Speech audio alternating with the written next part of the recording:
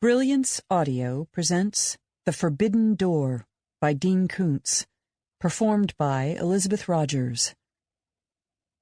At first, the breeze was no more than a long sigh, breathing through the Texas high country as though expressing some sadness attendant to nature herself.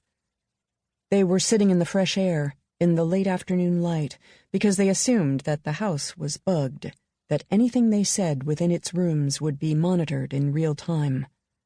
Likewise, they trusted neither the porches nor the barn nor the horse stables. When they had something important to discuss, they retreated to the redwood lawn chairs under the massive oak tree in the backyard, facing a flatness of grassland that rolled on to the distant horizon and, for all that the eye could tell, continued to eternity. As Sunday afternoon became evening, Ansel and Claire Hawke sat in those chairs, she with a martini, he with Macallan Scotch over ice, steeling themselves for an upcoming television program they didn't want to watch but that might change their lives. What bombshell can they be talking about? Claire wondered. It's TV news, Ansel said. They pitch most every story like it'll shake the foundations of the world. It's how they sell soap. Claire watched him as he stared out at the deep, trembling grass and the vastness of sky, as if he never tired of them, and saw some new meaning in them every time he gave them his attention. A big man, with a weathered face and work-scarred hands, he looked as if his heart might be as hard as bone, though she'd never known one more tender.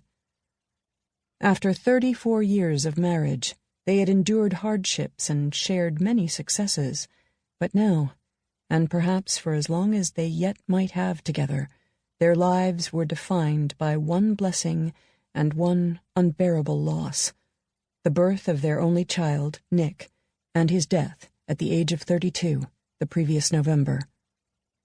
Claire said, "I'm feeling like it's more than selling soap, like it's some vicious damn twist of the knife." Ansel reached out with his left hand, which she held tightly. We thought it all out, Claire. We have plans. We're ready for whatever. I'm not ready to lose Jane, too. I'll never be ready. It won't happen.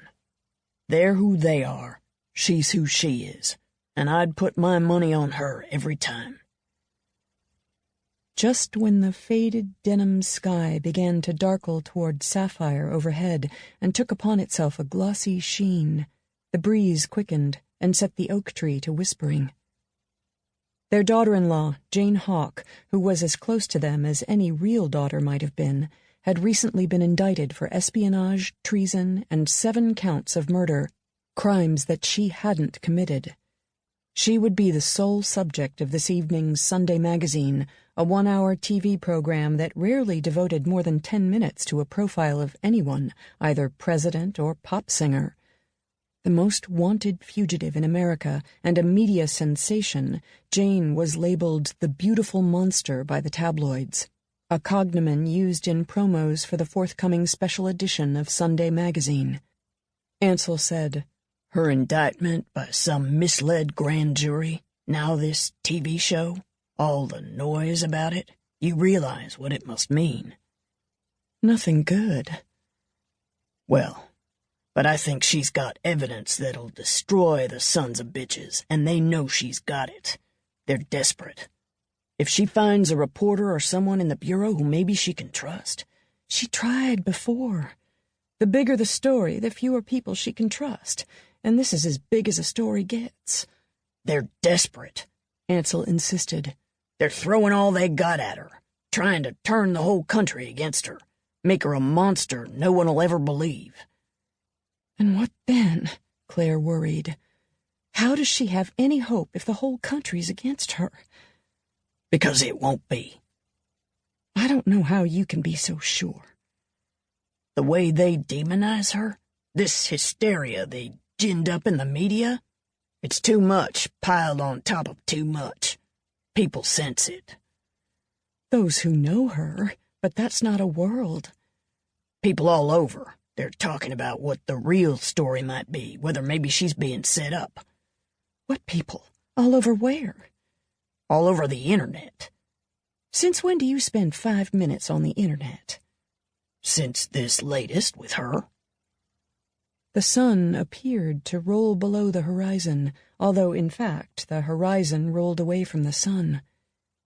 In the instant when all the remaining light of day was indirect across the red western sky, the breeze quickened again and became a wind a-borning, as if all were a clockwork. As the looser leaves of the live oak were shaken down, Claire let go of Ansel's hand and covered her glass, and he shielded his.